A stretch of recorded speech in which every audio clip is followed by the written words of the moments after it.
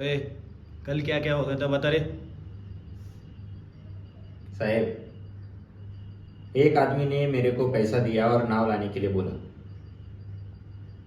उसको किसी नाव के पीछे जाना था शायद।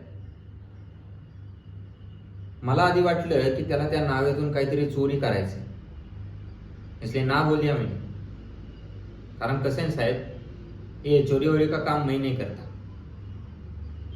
पण तो म्हणाला की तो एक पोलीसवाला आहे, आणि तुम्हाला तर माहिती आहे की आपल्या इथं पोलिसांचं नाव ऐकलं की भल्या भल्यांची फाटते।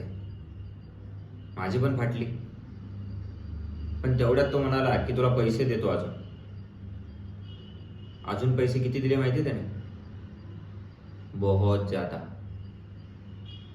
मैं गिन नहीं सका साहब, बहुत पैसा दिया। मेरी नियत बदल गई, मान गया मैं।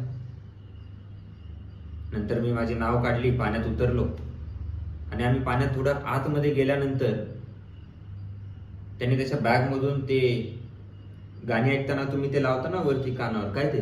हाँ, हेडफोन। हां, हेडफोन। त्याने तो हेडफोन काढला, कानावर लावला, आणि नंतर ते जुन्या काळातला रेडिओ असतो ना आपला अँटेनावाला, हाँ वैसा कुछ तो मशीन निकाल के उसका एंटीना ऊपर किया उसने। पहले तो मेरे कुछ समझ में नहीं आ रहा था, पण जेव्हा तो मला म्हणाला ना की नाव थांबव, तेव्हा मला कळालं की तो कोणाच तरी बोलणं ऐकत होता। त्यानंतर त्या भाडकावने माझा फोन घेतला। काय गरज होती माझा फोन घ्यायची, सांगा ना? असेल तुमचा साहेब, माझा कोणी सक्का नव्हता लागत तो। साहब, मेरे आइटम ने दिया था वो फोन मेरे को, गया ना पानी में।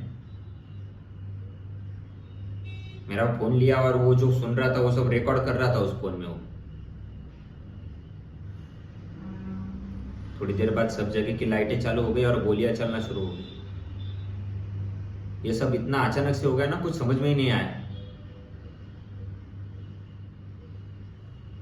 उसके बाद मेरी जो आंखें खुली वो सीधा यहाँ इस हॉस्पिटल में। मेरे को अभी भी यकीन नहीं हो रहा कि मैं जिंदा कैसे बच गया।